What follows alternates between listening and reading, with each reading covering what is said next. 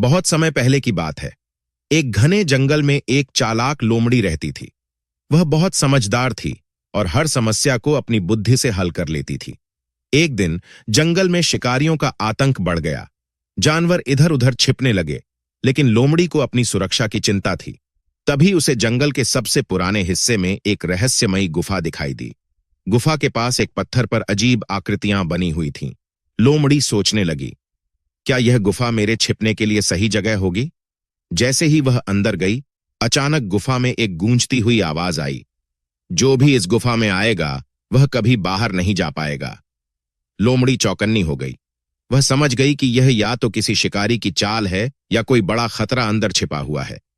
लेकिन वह डरने के बजाय अपनी बुद्धि का इस्तेमाल करने लगी। उसने ऊंची आवाज में कहा, अरे गुफा के रक्षक, क्या तुम भूल गए कि मैं तुम्हारी रानी हूं? अगर तुमने जवाब नहीं दिया तो मैं किसी और गुफा में चली जाऊंगी। गुफा में सन्नाटा छा गया। कोई आवाज नहीं आई। अब लोमड़ी को यकीन हो गया कि यह बस एक धोखा था। उसने तुरंत वहां से भागने का फैसला किया। जैसे ही वह बाहर आई, उसने देखा कि गुफा के पीछे एक शिकारी छिपा हुआ था।